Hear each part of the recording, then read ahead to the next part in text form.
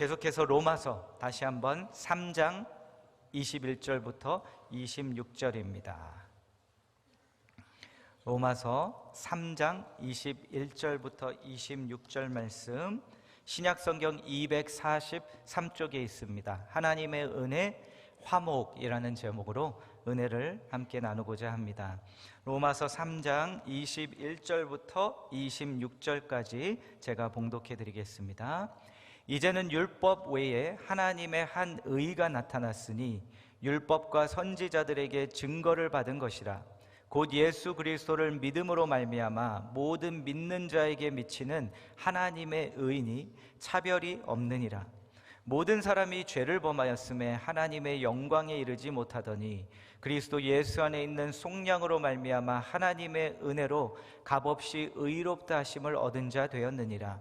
이 예수를 하나님이 그의 피로써 믿음으로 말미암는 화목 제물로 세우셨으니 이는 하나님께서 길이 참으시는 중에 전에 지은 죄를 간과하심으로 자기의 의로우심을 나타내려 하심이니 곧 이때에 자기의 의로우심을 나타내사 자기도 의로우시며 또한 예수 믿는 자를 의롭다 하려 하심이라. 아멘. 여러분, 오늘 예배에 여러분께서 이렇게 나오셨는데요, 우리가 지금 하나님 앞에 나왔습니다. 성경은 지금 우리 하나님이 영이시기에 우리가 지금 육의 눈으로는 볼 수 없지만 지금 이 땅에서 그 주님이 다시 오시는 그날 하나님의 나라가 완성될 때까지는 이 주님을 어떻게 만납니까? 우리에게 주신 성령님을 통해 우리 안에 있는 영이 성령님을 통해 하나님, 영이신 하나님을 만나고 보고 그분의 음성을 듣고 체험할 수 있게 하십니다. 매주 주일 예배 나오시다 보면 때때로 이것을 잊으시기 때문에 또다시 리마인더로 시작하는 겁니다. 내가 내 육의 몸을 끌고 이 자리에 나왔는데 조금 더 pay attention, 내 안에 있는 성령님을 통하여 조금 더 영의 눈을 여시고 열어달라고 구하시고 내 영의 귀를 열어달라고 말씀하시고 하나님이 지금 어디 계시는가, 무슨 말씀하시는가, 지금 내 안에서 무슨 일을 하고 계시고 나에게 어떤 감정을 느끼게 하시고 어떤 생각을 넣어주시는가를 그냥 예배를 드리지 마시고 그것에 관심을 가지고 귀를 기울이시고 마음을 여시고 예배를 드시기 바랍니다. 그러면 영이신 하나님께서 육의 눈으로는 지금은 보이지 않는 하나님이 내 눈앞에 보이는 내 눈에 보이는 것보다 훨씬 더 가깝게 계시고 함께 하심을 느끼게 하실 겁니다. 왜냐하면 그냥 내 눈앞에 보이는 것은 아무리 가까워도 내 눈 앞입니다. 손으로 달 수 있는. 그런데 영은 나의 가장 깊은 곳에 계시거든요. 성령님은. 그렇기 때문에 이 주님을 우리가 경험하고 느낄 때는 지금 내 눈앞에 보이는 것보다 훨씬 더 깊게 경험할 수 있는 겁니다. 영을 통해서 하는 거기 때문에 이것을 다시 한번 기억하시기를 바라며 오늘 말씀을 시작하도록 하겠습니다. 여러분, 요즘 여러분의 걱정은 무엇입니까? 우리가 아무래도 가장 많이 걱정하는 것은 뭐니 해도 머니다. 재정일 것입니다. 이번 달 생활비부터, 그리고 또 집 몰기지, 또 나의 비즈니스 렌트 비용, 아이들 키우는 그 양육 비용, 그리고 노후 자금까지 우리가 계속 우리에게 걱정거리가 되는 것은 재정 부분입니다. 돈은 우리에게 늘 고민거리고 걱정거리입니다. 돈 다음에 우리가 걱정하는 그것이 무엇이 있을까? 건강이 아닐까 싶습니다. 세상이 이제 좋아져서 100세 시대가 되었다고 우리가 말을 하는데 100세 시대가 되었지만 그렇다고 모든 질병이 사라진 것은 아닙니다. 오히려 100세 시대가 되어서 또 세상이 좋아져서 생각지 못했던 일어나는 질병들도 많이 우리가 보게 됩니다. 그리고 저는 이거를 또 반대로 생각해 보면 이제는 100세 시대라는 것을 우리에게 무엇을 의미하냐면요, 기준과 기대치까지 생겨버려서 최소한 90에서 100세까지 살지 않으면 무슨 생각이 든다? 나는 인생 실패한 것 같고, 나는 불행한 인생 산 것 같고, 어떻게든 90은 넘겨야 이제 내가 정상은 하고 가는 거다. 이런 마음 때문에 오히려 100세 시대가 축복인 것 같지만 또 우리에게는 이것이 걱정거리가 되었습니다. 100세까지 산다고 쳐도 100세까지 그러면 내가 어떻게 재정을 채워서 100세까지 살 것인가? 또 생각한 것, 원하는 것, 이것들이 지금 준비하고 있는 것, 계획하고 있는 것, 이것들이 잘 안 되면 어떡하지? 이 걱정이 있을 수도 있을 것입니다. 무엇을 걱정하십니까? 다른 단어를 좀 사용해서 다시 한번 질문을 드려보면요, 그 단어는 뭐냐면 불안입니다. 여러분은 무엇 때문에 지금 불안하십니까? 무엇이 내 마음 안에서 자꾸 이 불안이 일어나게 하고 있습니까? 하나님의 복음이란 주제로 로마서의 여정을 함께하고 있습니다. 우리가 로마서의 여정 가운데 잠시 짐을 풀고 로마서 3장 21절부터 26절을 3주에 걸쳐서 오늘까지 우리가 살펴보고 있습니다. 오늘은 그 마지막 시간이고요, 다음 주부터는 이제 다시 짐 싸고 로마서의 끝을 향해 저희가 열심히 달려가도록 하겠습니다. 그래도 4월 부활절 아니면 늦어도 4월 말까지는 로마서를 마치고자 하는 계획이 있기 때문에 이제 이렇게 짐을 푸는다기보다는 이제 계속 로마서를 한 장 한 장 저희가 살펴나가도록 하겠습니다. 로마서를 통해 하나님의 복음을 살펴보고 있습니다. 도표를 한번 보여주시면요, 하나님의 복음은 죄를 향해 진노하실 수밖에 없는 의로우신 하나님께서 그 의를 드러내시고, 하지만 그 진노를 우리에게 부으신 것이 아니라 은혜를 부어주신 사건이 하나님의 은혜입니다. 예수 그리스도께서 그 진노를 다 흡수하시고 예수 그리스도를 통해 하나님의 은혜가 우리에게 되어주셨습니다. 하나님의 은혜가 어떻게 우리에게 되어주셨는가? 칭의를 통해, 속량을 통해, 화목을 통해 우리에게 그 하나님의 은혜가 되어주셨습니다. 칭의와 속량은 이미 살펴보았고, 이제 세 번째로 우리가 오늘 화목에 관해서 살펴보도록 하겠습니다. 칭의는 말씀드렸듯이 법정 용어입니다. 속량은 말씀드렸듯이 마켓플레이스, 시장 용어입니다. 그러면 화목은 어떤 용어인가? 화목은 성전 용어입니다. 이것을 우리가 이해하기 위해서는 또다시 제가 조금 이것을 설명을 드릴 필요가 있습니다. 구약을 보면 하나님께서 이스라엘 백성들을 애굽 땅에서 출애굽시키십니다. 그런데 출애굽시키시고 광야에서 그들에게 한 가지를 만들라고 지시하십니다. 그것은 뭐냐면 바로 성막이라는 것입니다. 이 성막을 모형으로 해서 나중에 솔로몬 왕이 성전을 짓게 되죠. 그런데 하나님께서 이스라엘 백성들에게 광야에서 성막을 만들라고 지시하신 가장 큰 첫 번째 이유이자 가장 중요한 이유는 무엇이냐면 그들과 거하시기 위해서였습니다. 그래서 이 성막은 죄로 물든 인간과 함께 할 수 없음에도 불구하고, 왜냐하면 하나님은 죄를 볼 때 진노하시는 분이시기 때문에 그 인간과 함께 할 수 없으심에도 불구하고 어떻게 해서라도 그 길을 만들어내신 하나님의 마음이 드러나는 장소입니다. 그리고 그 하나님의 마음이 성막의 구조를 통해서 드러나는 것을 볼 수 있습니다. 성막 그림을 한번 보시겠습니다. 성막을 보면은요, 크게 성막은 세 부분으로 나뉘어 있습니다. 첫 번째는 뜰입니다. 뜰 안에 지금 번제단이 있고 물두멍이 있죠. 그리고 그 뜰을 지나 이제 성소로 들어가게 되는데, 성소로 들어가면 그 성소는 두 부분으로 또 나뉘어집니다. 먼저 들어가는 그 첫 번째 장소는 성소라는 곳이고요, 그 가장 깊은 곳에 있는 그곳이 지성소입니다. 성소는 좀 직사각형 같은 모양이고 지성소는 정사각형 모양입니다. 가장 깊은 곳이 지성소란 곳이고요, 그 가장 깊은 지성소 안으로 들어가면 그 안에 유일한 한 가지 성물이 한 가지가 있는데 그것은 바로 언약궤라는 것입니다. 다음 그림을 한번 보여주시겠습니다.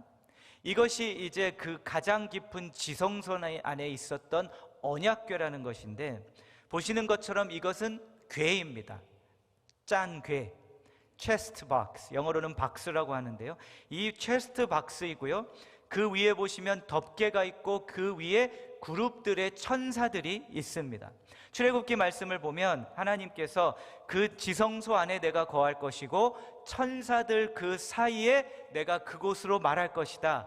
그곳에 나의 임재가 가장 강하게 임할 것이다 라고 말씀하십니다. 즉 하나님께서 이스라엘 백성들과 함께 하시기 위하여 그 지성소라는 곳을 만들게 하시고 그 언약궤 위에 그곳에 백성들과 함께하기 위해 함께 임재하신 것, 좀 전에 제가 말씀드린 눈에 보이진 않으시는 이 하나님께서 그 임재하심으로 이스라엘 백성들과 함께하시고 오늘 우리와 함께하신 것처럼 하시는 것처럼 그곳에 주님께서 임하시겠다고 말씀하십니다. 그런데 이 성막을 한번 잘 생각해 보면요, 성막은 결국 하나님께서 이스라엘 백성들과 거하신 방이라고 볼 수 있는데, 하나님께서 거하시는 방이라고 하기에는 너무나 좁고 너무나 형편없습니다. 여러분, 부모님이 여러분 방문하시면 어느 방 내주십니까? 안방 내어드려야죠. 그나마 제일 좋은. 그런데 부모님은 어떻게 하시죠? 야, 됐다. 그러고선 가장 그냥 좁은 방으로 가시죠. 자녀들을 생각해서. 하나님도 그렇게 하신 겁니다. 어떻게 하나님께서 우주 만물을 창조하신 하나님께서 야, 나를 위해서 방 좀 하나 만들어 달라 했더니 이 좁은 천막방 하나 만들어 줬느냐가 아니라 그렇게 만들라고 말씀하시고 그곳에 거하십니다. 즉 하나님의 마음이 또 이 성막을 통해 어떤 마음이 드러나냐면요, 방금 말씀드린 그 부모의 마음, 이스라엘 백성들을 배려하시는 하나님의 마음이 드러납니다. 왜냐하면 이스라엘 백성들을 광야를 지나는 백성이기 때문에 그렇습니다. 광야를 지나는 백성이 무겁게 힘들게 휘황찬란하게 그 성막을 세우면 세우는데도 너무 힘들 것이요, 그것을 다 걷어서 또 운반해 가는 것도 너무나 힘들 것입니다. 그래서 하나님께서는 그들이 운반할 수 있는 정도까지만 그냥 만들라. 그러면 내가 그 안에서 언약궤 위에 지성소 안에 거함으로 인해 너희들과 함께 할 것이라고 말씀하십니다. 이들과 함께 하시기 위하여 하나님은 이렇게도 작은 지성소에 자신을 가두십니다. 하나님께서 자신을 가두어야 하신 이유는 무엇입니까?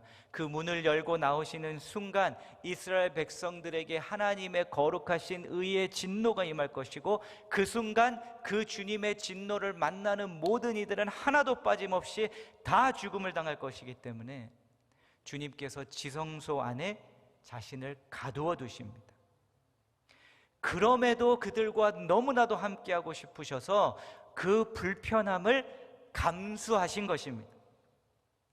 하지만 그럼에도 하나님과 함께 동행하는 이스라엘 백성들에게 문제가 한 가지 일어납니다. 하나님께서 성막에 그렇게 가깝게 거하신다고 해서 이스라엘 백성들의 죄가 사라지는 것이 아닙니다.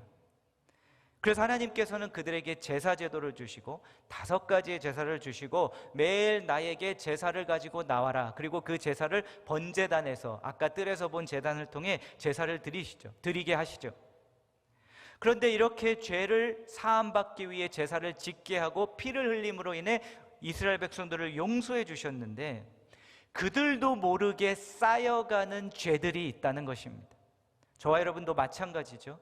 우리가 주일 예배에 나와서 주님 회개합니다, 이 죄를 짓고 용서를 받고 갈 수 있지만 우리가 그 회개로 나아갈 때 그 제사를 드리는 것과 같습니다. 그런데 나도 모르고 있는 죄까지 있을 수 있거든요. 그래서 하나님께서 이 모르고 있는 누적된 죄까지 다 해결해 주시기 위하여 한 가지 길을 주십니다. 한 날을 지정하십니다. 그날이 바로 대속죄일입니다. 레위기 책을 쓰신 한 어떤 분은 이것을 대청소의 날이라고, 죄를 다 싹 씻어주시는 대청소의 날이라고 그는 표현합니다. 이 날은 어떤 날이냐면요, 1년에 단 한 번 대제사장만 지성소에 단 한 번 들어가서 1년에 한 번 들어가서 이 누적된 죄를 위한 제사를 드리고 모든 죄의 용서를 받는 날입니다. 대속죄일. 이때는 언제입니까? 이스라엘 백성들이 당시 사용했던 달력은 한 3가지 정도가 있었습니다. 첫 번째는 태양력인데요, 우리가 사용하는 이 솔라 캘린더, 태양력으로는 9월 정도입니다. 그런데 또 그들이 사용하는 종교력, 성서력이 있었는데 그 성서력으로는 한 7월 정도가 되고요. 그리고 또 그들이 가지고 있던 민간력이 있는데 농경 중심으로 돌아가는 그 민간력으로는 바로 이날이 첫째 달입니다. 그리고 그 첫째 달 시작을 나팔절 절기로 시작하고요, 나팔절 절기 후에 10일이 지난 10일째 그날이 바로 대속죄일입니다. 성경을 보면 그래서 주님께서는 아마 새 시작을 주시고 싶어 하시는 것 같아요. 매년 깨끗하게. 그런데 뭐라고 말씀하시냐면 스스로를 너희들이 괴롭게 하라고 말씀합니다. 이것은 뭐냐면 그 무거운 대속죄의 날, 간단한 그냥 가벼운 날이 아니라 누적된 그 모든 더러운 보이지 않는 그것까지 다 깨끗하게 죄사함 받는 날이니 10일 동안 그 무거운 마음으로, 애통하는 마음으로 준비하라고 말씀하신 것입니다. 그래서 유대인들은 용키퍼라고 하죠. 그런데 이 날을 준비하기 위해서 금식합니다. 그리고 이 날이 되면 대제사장이 이제 딱 1년에 한 번 드리는 특별한 제사를 드립니다. 그리고 이날 대제사장이 해야 하는 것들이 여러 가지가 있는데 그 중에 가장 먼저 해야 하는 것 중에 하나가 대제사장이 평소에 입던 의복, 예복을 다 벗고 하얀 세마포 옷을 입습니다. 평소에는 이런 흉패도 붙이고 보석들도 있고 쓰는 것도 있고 이렇게 다 쓰면서 딱 보면은 와, 멋있는 그러한 대제사장이다. 마치 예전에 우리 또 지금 한국은 그렇게 많이 하지만 목회자들이 설교할 때 이렇게 가운을 입는 것처럼 가운을 딱 입는 순간 뭔가 다르게 보이는 그러한 옷을 입고 있었다면 이날만큼은 그 옷을 벗어버리고 직분의 옷을 벗어버리고 하얀 세마포 옷을 입으로 인해 그도 대제사장이 아니라 먼저 하나님 앞에 죄인으로 나가는 겁니다.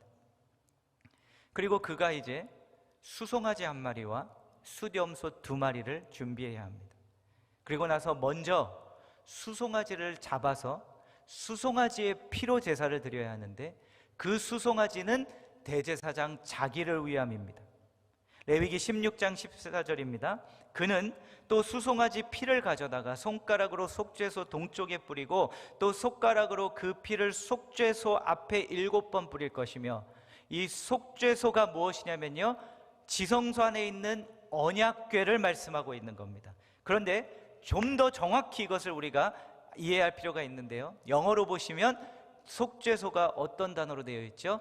Atonement Cover. Atonement라는 단어는 좀 어려워도 최소한 cover라는 단어는 다 아시죠? 이 cover라는 단어는 무엇을 의미하냐면요, 언약궤가 있는데 언약궤 전체만을 말씀하는 것이 아니라 언약궤를 덮고 있는 그 뚜껑 위에, 덮개 위에 그 그룹 천사들이 있는 그 덮개를 말씀하고 있는 겁니다.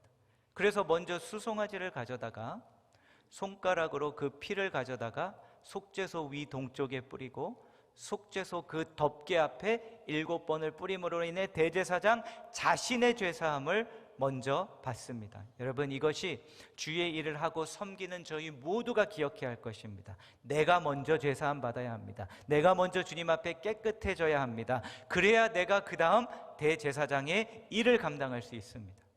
그리고 보시면요, 백성들 전체를 위해 죽이는 염소 1마리보다 제사장 한 사람을 위해 죽이는 숫소 1마리가 훨씬 더 비싸고 더 무거운 제물입니다.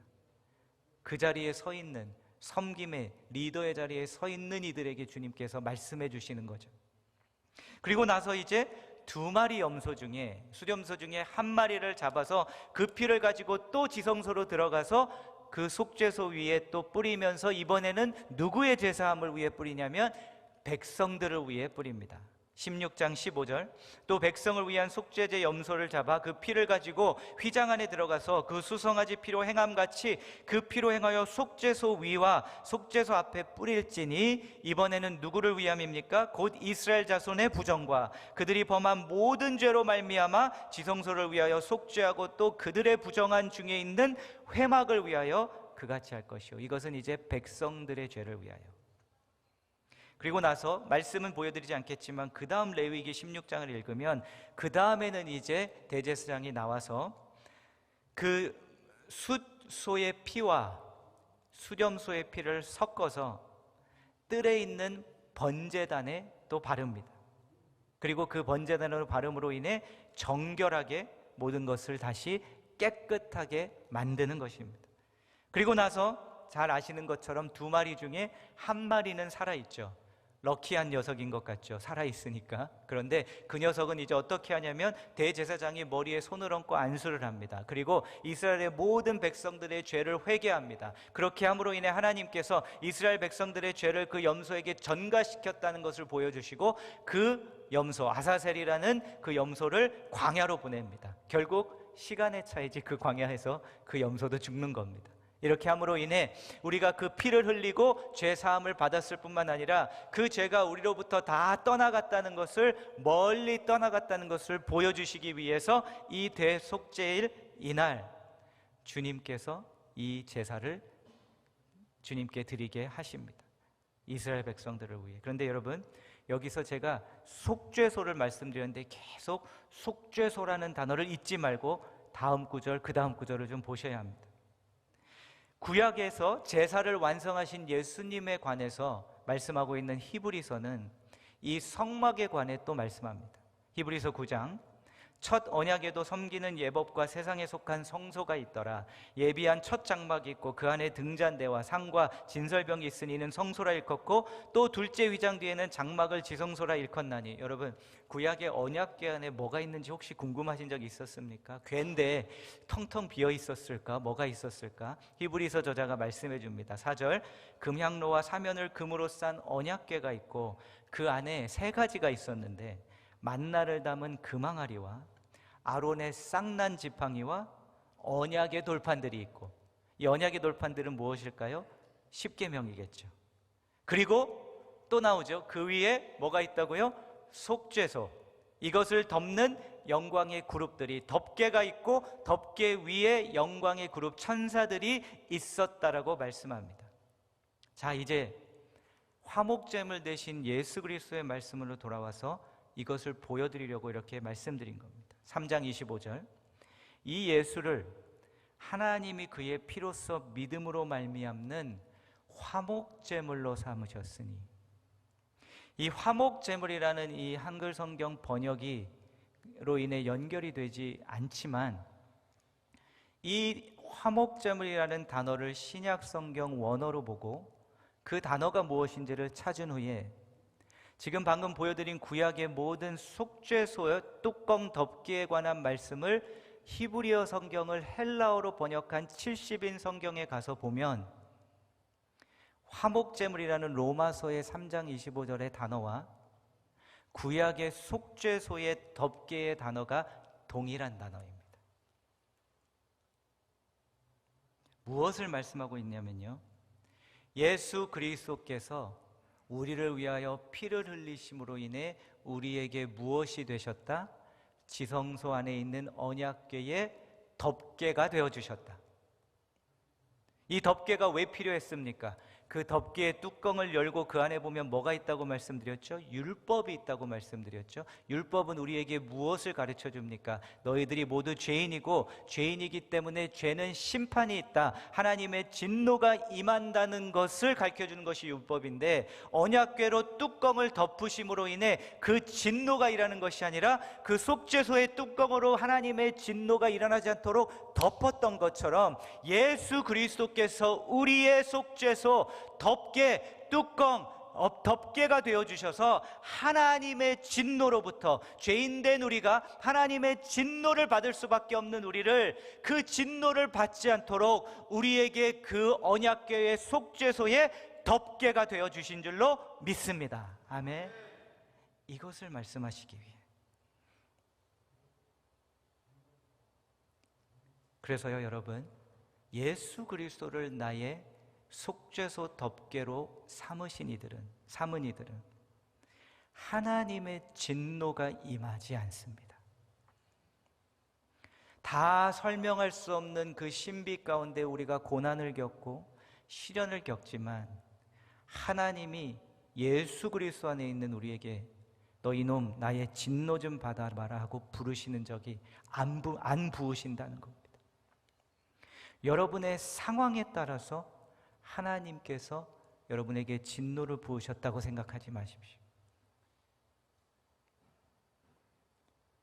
그런데요, 예수 그리스도께서 피 흘리심으로 인해 우리의 속죄소가 되셨는데, 마가복음 또 다른 복음서에 가니까 예수님께서 그 피를 흘리실 때 이 한 가지 사건이 일어났다고 말씀합니다. 15장 33절입니다. 제6시가 되매 온 땅에 어둠이 임하여 제9시까지 계속하더니 제9시에 예수께서 크게 소리 지르시되 엘리 엘리 라마 사박다니 하시니, 이를 번역하면 나의 하나님 나의 하나님 어찌하여 나를 버리셨나이까 하는 뜻이라. 여러분, 그 순간 주님께서 몸이 육신이 아프셔서 이렇게 부르짖으신 것이 아니라 하나님의 진노를 다 흡수하시면서 느끼셨기 때문에 이렇게 부르짖은 겁니다. 곁에 섰던 자 중에 어떤 이들이 듣고 이르되 보라, 엘리야를 부른다 하고, 한 사람이 달려가서 해면에 심포도주를 적시어 갈대에 꿰어 마시게 하고 이르되 가만두라, 엘리야가 와서 그를 내려주나 보자 하더라. 예수께서 큰 소리를 지르시고 숨지시니라. 숨지시는 순간 이에 성소 휘장이 위로부터 아래까지 찢어져 둘이 되니라. 아멘. 무엇을 의미합니까?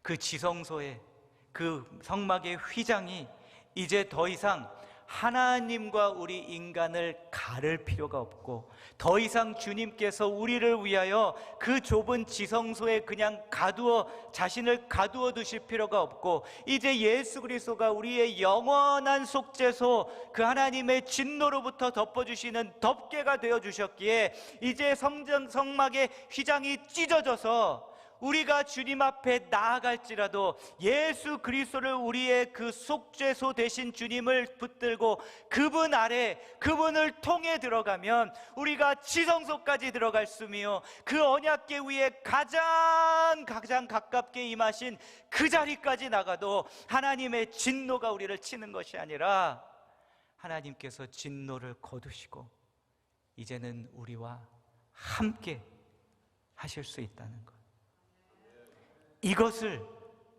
이 마가복음 또 복음서를 통해 보여주시고 계십니다.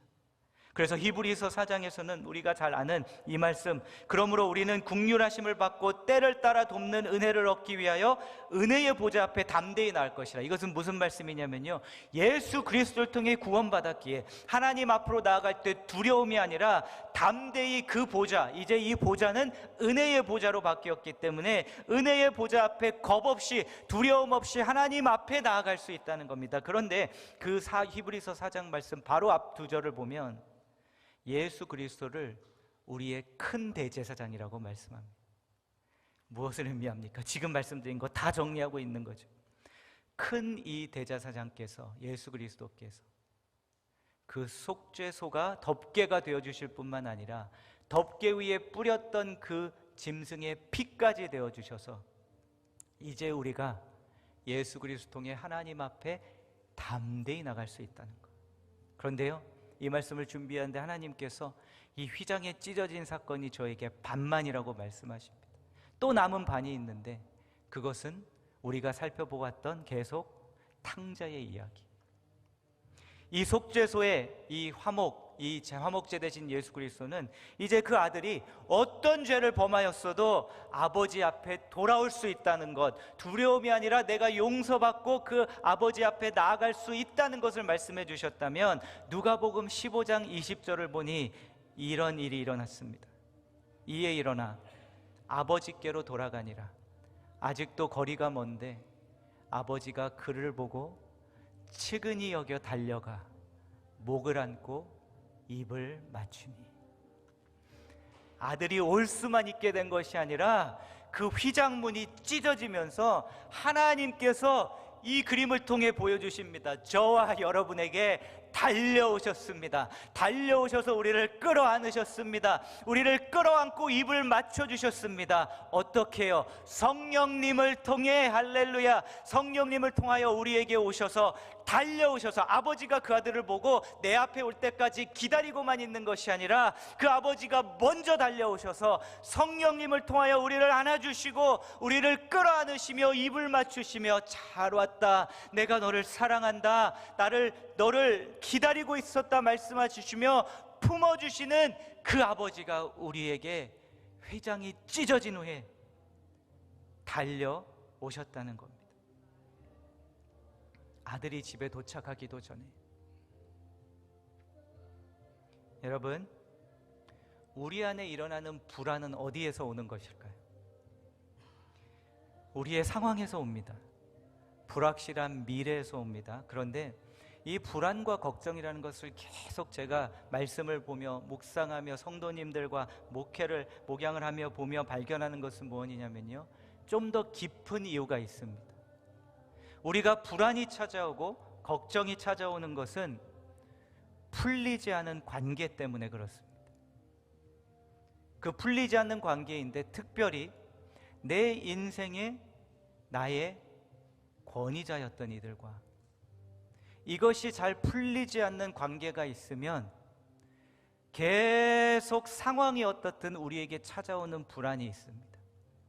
그런데 그 관계 속에서 가장 많이 영향을 끼치고 우리가 영향을 받고 아픔을 받는 것이 아버지와의 관계입니다.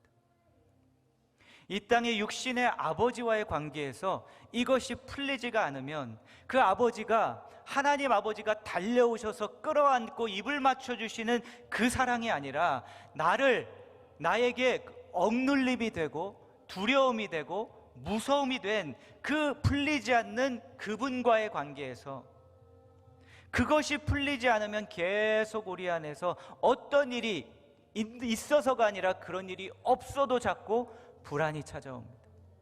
그런데 이것이 또 한 가지의 깊은, 또 한 가지의 레벨이 있습니다. 그건 뭐냐면, 그 육신의 아버지 통해서 때문에 그것이 오는 것이 아니라 하나님께서 우리에게 육신의 아버지를 주신 이유는 그들을 통해 우리에게 하늘에 계신 아버지와의 관계를 드러내시고 보여주기 위해서. 모든 아버지들 기억하십시오. 나를 통해 하나님 아버지와 내 자녀와의 관계의 모습, 모델이 되어줘야 하는 겁니다. 근데 그것이 더 그 관계가 있는데, 그 관계가 풀리지 않기 때문에 내 육신의 아버지만이 아니라 하늘에 계신 나를 창조하신 아버지와의 관계가 뒤틀려 있기 때문에, 이것이 풀리지 않기 때문에 내 안에서 왜 이 상황에 불안이 일어나지? 왜 이 상황에 걱정이 자꾸 일어나지? 분노가 일어나지? 하며 내 안에서 이것이 일어나는 겁니다. 그래서요, 그 관계가 풀릴 때까지, 풀리기 전까지는 이것이 계속 우리 안에서 일어납니다. 여러분, 좋은 육신의 아버지를 두셨으면 감사하십시오.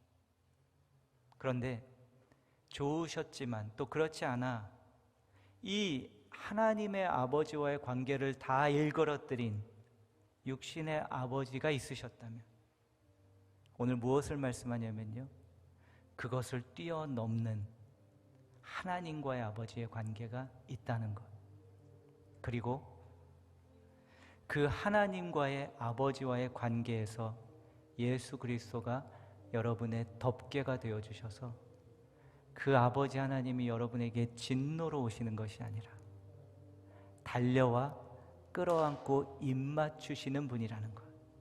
그래서 너의 하나님 아버지가 너에게 화 안 났어, 화 안 나셨어, 이것을 말씀하려고 하시는 겁니다.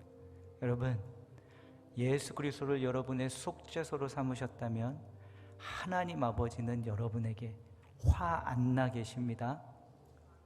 화 안 나 계십니다. 그냥 칭하시고선 눈 다 감아줄게, 근데 아우 난 아직 너한테 화났어가 아니라 화까지도 다 푸셨다는 겁니다. 진노가 없으십니다. 자꾸 불안합니까? 자꾸 걱정됩니까? 덮개 아래에서 나와서 그런 겁니다. 이 하나님 아버지의 예수 그리스도를 통해 주신 덮개의 사랑의 크기 깊이가 진정으로 깨달아지고 커지고 커지면 커질수록 불안은 점점점 더 사라질 겁니다. 말씀과 저는 어떻게든 가능한 한 경험을 나누어 드리기 위해서 말씀드리죠. 뭐가 잘 안 될 것이 걱정되고 두렵다고요? 하나님 아버지께서 죽음도 끊을 수 없는 사랑을 주셨다는데 무슨 일이 일어나도 어떻습니까? 아들이 돌아와서, 탕자가 돌아와서 불안이 일어났다면 그 불안은 아버지로부터 온 불안이 아닌 거 확실하죠? 아들 안에서 일어난 불안인 겁니다. 무슨 불안입니까? 나 종들이 수군덕거리고 있지 않나? 아버지 하나님이 아버지가 처음에는 나를 잘 사랑한다고 용서해 줬다가 내가 요즘 좀 열심히 일을 안 하니까 아버지가 혹시 옛날 그때 그 죄 들춰내시고 나에게 진노하시는 것 아닌가? 그 불안은 아들 안에서 일어나는 것이지 아버지로부터 오는 불안이 아닙니다. 사랑하는 성도 여러분, 대지 보시겠습니다. 화목은 하나님께서 진노를 거두시고 우리에게 사랑을 부어주시는 것입니다. 아멘. 화목제, 왜 한글 개역 성경은 화목제라고 했을까? 바로 그 결과를 드러내기 위한 것 같습니다. 속죄소 덮개가 되어주셔서 나와 주님과의 관계에서 이제 화목해졌다는 겁니다. 회복이 되었다는 겁니다. 그 관계가. 그렇기 때문에 그 혹시라도 그 아들이 그랬는지 모르겠지만 탕자의 가능성에 그 마음으로 자꾸 돌아가지 마시고 돌아가서 누가 나 수군덕거리나, 내가 이거 지금 이러면 하나님께서 나를 이거 재정 다 무너지게 하셔서 나 혼내시려나? 그게 아니라요, 그냥 이제 아버지 하나님이 나를 향해 모든 화를 다 푸셨다. 그래서 비록 나의 육신의 아버지는 나를 아프게 했을지라도, 아직도 그와의 관계는 내가 안 풀렸을지라도 하나님께서 이제 다 풀렸다 말씀하시는 그 한 가지로 인해 진정한 자녀가 되시는 모든 여러분들이 되시기를 주의 이름으로 축원합니다. 아멘.